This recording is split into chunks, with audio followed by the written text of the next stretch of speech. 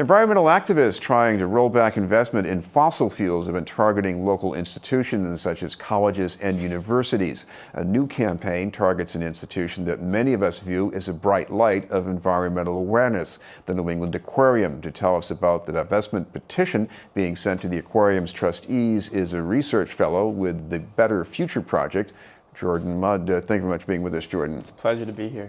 First of all, before we get into the aquarium, what is it about divestment that's so important about the future use of fossil fuels? Yeah, absolutely. People that study climate change and know about it know that the impacts of it are worldwide, and know that in order to solve it, we need to be transitioning away from a fossil fuel dependent society.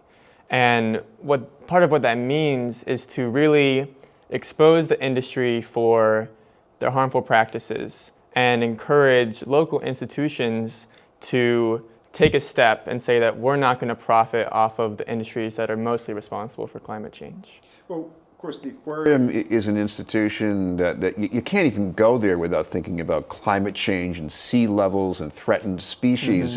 So why go after the Aquarium? Yeah, a lot of people use that terminology, why go after the Aquarium, when in fact we love the Aquarium and we really celebrate the work that they're doing. They do so much with awareness of climate change and inviting their patrons to take action against climate change, and they really are a leader among zoos and aquariums in helping them incorporate climate change into their curriculum. And that's the reason that we're asking them, because they've been such a leader. And so far, no zoos or aquariums have divested. And because of their history, we think that they would be a great candidate to continue in their leadership and continue taking a stand against climate change. Well, I imagine institutions like this, they're not investing in fossil fuels necessarily because they think they're a wonderful thing to have more of, but there are financial reasons too. I mean, there's supposed to be a hedge against inflation maybe too. So, I mean, isn't it exposing them maybe to some financial risk here? That's a common misconception among the divestment movement. There are actually a lot of studies that say that fossil-free portfolios give the same returns, or in many cases even better returns than portfolios that have contain investments in the fossil fuel industry. Yes, but if you're switching your portfolio, you got to pay some fees. I mean, you got to take some pain, at least in the short term. It's not an easy process, that's for sure. But aside from the aquarium's fiduciary duty, they also have a duty to the public and to the community that they're serving, because their mission statement talks a lot about how they really want to be supportive of their community. And it's important to recognize that climate change is not just an issue of the future. It's an issue of now, and it's really affecting human communities now all around the world. This is BNN News, and we're talking with Jordan Mudd from the Better Future Project. Jordan, of course, part of what's going on here is you're going to get out tonight and turn on some lights to put this issue into a high profile. We have a picture of what you did. You had a sort of a warm-up for this outside the State House. Explain what's going on here. These are LED lights, of course. What's this going to be like when you have these lights on? This is just a way for us to engage the public and spread awareness about our campaign in a way that we find non-threatening, that is what we're viewing as a public art demonstration. And we've just through having this kind of visual presentation. The Light Brigade. The Light Brigade is what we're calling it, exactly. People that are around the area are really interested in knowing what our campaign is about, and it's a great way to raise awareness and get people to sign our petition, get people to volunteer, get people to just share our campaign on social media. Now, what about the clout involved here? Because how much money does even an established institution like the Aquarium have? I mean, is it really about the amount of money that's involved? Yeah, that's a great question. It's really not. The amount of money is not the biggest ask.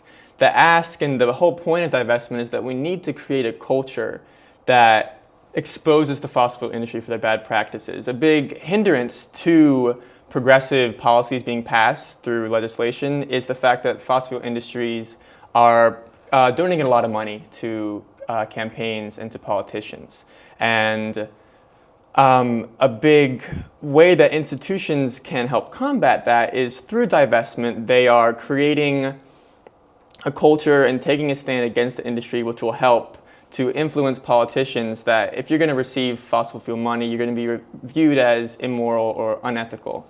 And that's something that the Better Future Project has seen very concrete realizations of. We put out an ask to legislators across Massachusetts to commit not to take money from fossil fuel industries, and over 40 legislators did. Well, one good reason to pick on the aquarium is actually its location, because if there's any place where we're going to get a lesson in climate change and rising sea levels, I guess it's right around there. Yeah, exactly. They are at a risk for flooding.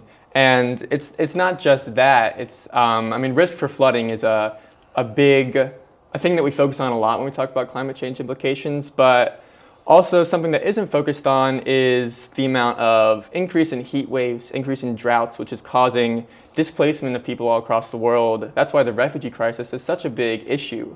We also know that increased variability in temperature, decreased soil moisture is causing damages to crop production, and the people that are most affected by that are people that are already having a hard time accessing healthy food, which is low-income communities, black and brown communities, most of the time. We should mention, if people want to find out about the petition drive and anything else going on with Better Future, what's the best way to look that up online? You should go to our website, betterfutureproject.org. Thank you very much for being with us. Jordan Mudd from a Better Future Project. In a moment, a history lesson about a local figure and high aspirations. But first, this message.